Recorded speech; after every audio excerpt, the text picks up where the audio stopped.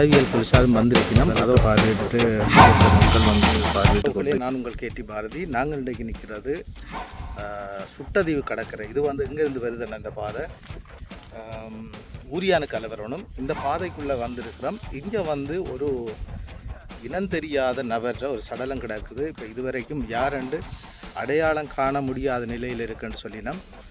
இங்கே போலீஸார் வந்திருக்கணும். சில மக்களும் வந்து இதை பார்வையிடினோம். ஜட்ஜ் வந்து ஒன்று இருக்கிறார். ஜட்ஜ் வந்து பார்வையிட்ட பிறகு தான் இந்த சடலத்தை எடுப்பினோம்னு சொல்லினோம். உண்மையில் இது யாருன்னு தெரியாது எங்களுக்கு. உங்களுக்கு தெரியும், அண்மை காலமாக சில மர்மமான முறையில் சில கொலைகள் சம்பவங்கள் இங்கே நடந்து கொண்டிருக்குது.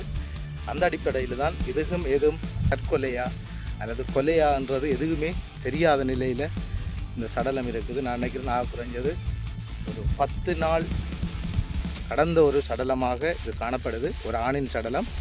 பொறுத்துட்டு வந்து பாருங்கள், காணொலியை ஃபுல்லாக பாருங்கள். காணொலியில் என்ன சம்பவம்ன்றதெல்லாம் நாங்கள் சொல்ல போகிறோம். முழுமையாக பாருங்கள், வாங்க பார்ப்போம். நாங்கள் இப்போ வந்திருக்கிறது சுண்டிக்குளம். சுண்டிக்குள கடற்கரையில் ஒரு பொடி கிடக்குன்னு சொல்லியிருக்கணும். தடவியல் போலீஸாரும் வந்திருக்கணும். என்னென்னு பார்ப்போம், வாங்க பார்ப்போம். தடவியல் போலீஸார் வந்திருக்கணும். அதை விட மக்கள் எல்லாம் பார்க்க போயினோம். என்ன சம்பவம் எங்களுக்கு தெரியாது, இருந்தாலும் பார்ப்போம்.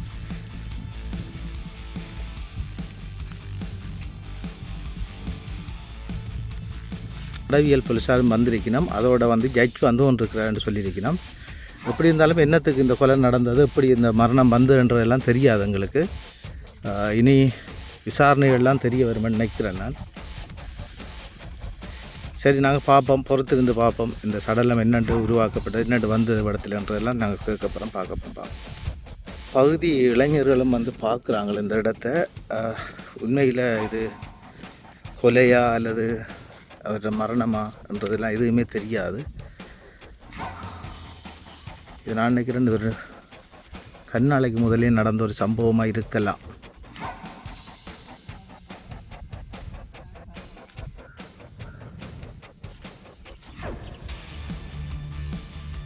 LOCS வாகனமும் வந்திருக்கு. வந்து சடலத்தை கொண்டு வரதுக்கு வந்திருக்கணும். அதோட வந்து தடவியல் போலீஸார் வாகனமும் வந்திருக்குது. ஜட்ஜ் வந்தால் பிறகு தான் என்னென்ன முடிவுகள்ன்றதெல்லாம் தெரிய வரும். இங்கே வந்து மக்கள் வந்து போலீஸாரோட காட்சி கொண்டு நிற்கிறத நாங்கள் பார்க்குறோம்.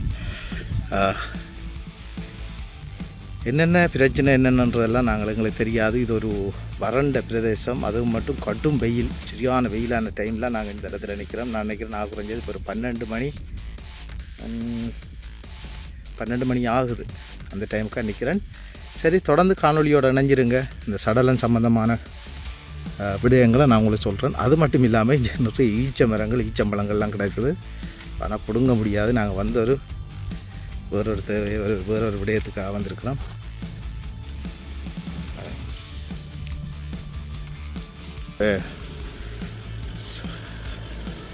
ஜட்ஜ் வந்து ஒன்று இருக்கிற பாருங்கள். சார், சடலத்தை பார்வையிடுறதுக்காக இப்போ ஜட்ஜ் வந்து கொண்டிருக்கிறார்.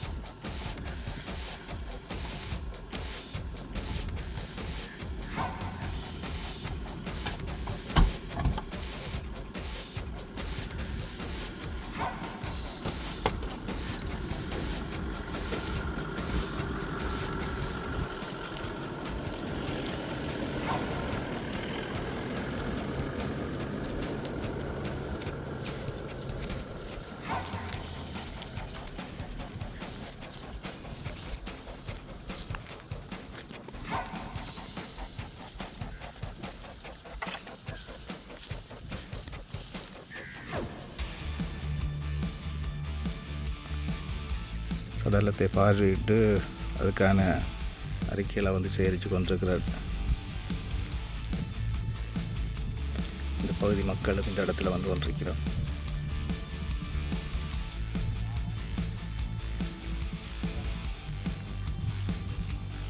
சடலத்தை பார்வையிடுறதுக்காக இப்போ ஜட்ஜ் வந்து பக்கத்தில் போய் கொண்டிருக்காங்க.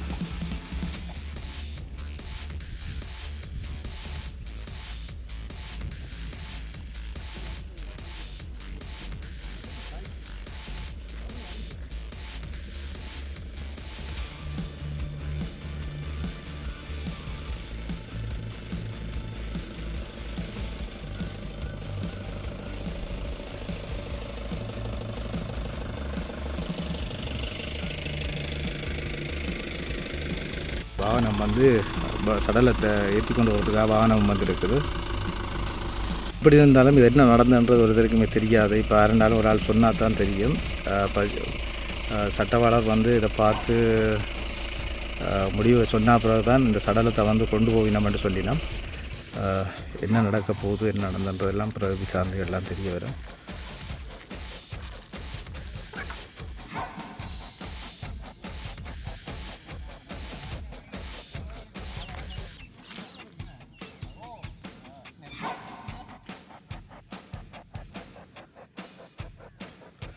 சடலத்தை எடுக்கலாம் என்று சொல்கிறார் போல. ஏனென்றால் நாங்கள் இப்போ அந்த சம்பந்தமாக பார்க்குறோம். போலீஸாரோட சட்ட வழக்கு ஆட்சி கொண்டிருக்கிறார். இப்போ இன்னும் சில நிமிடங்களில் வந்து சடலத்தை வந்து போலீஸார் வந்து கொண்டு வரத்துக்கு வாய்ப்பு இருக்குது.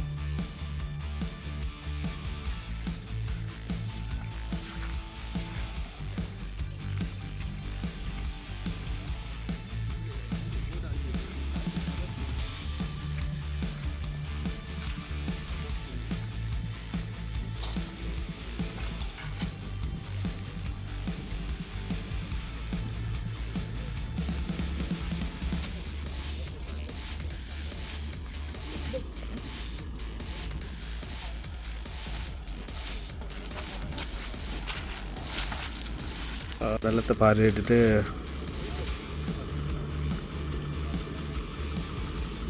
சட்டவாள போகிறார். ஆனால் போகிற பாதை தான் பெரிய பிரச்சனை. எப்படி போய் சேருவார்ன்றது தெரியலை. அப்படி போய் சேர்த்தான் வேணும்.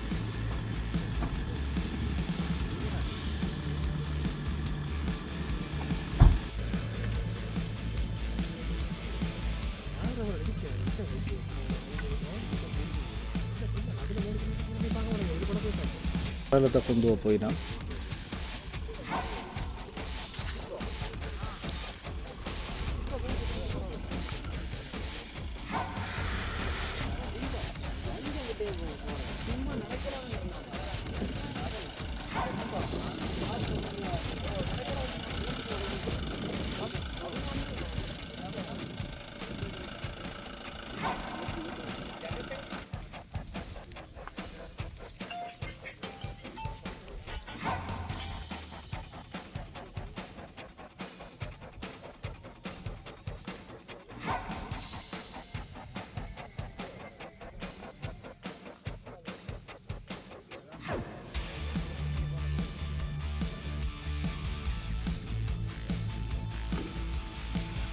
சடலத்தை வந்து கொண்டு வரதுக்காக நில போட்டு ஒழுங்குபடுத்தினோம்.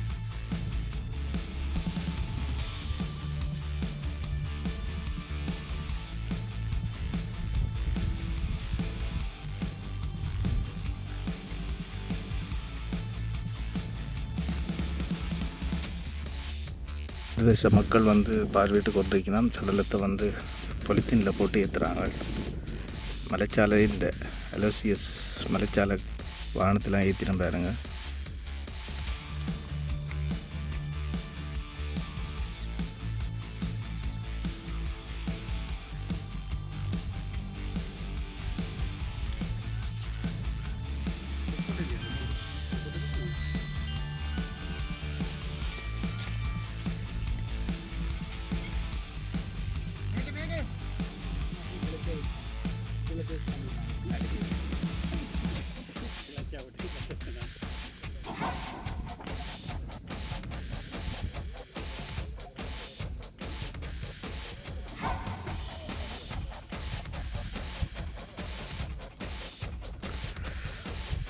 சடலம் வந்து வைத்தியசாலையை கொண்டு போயினோம்.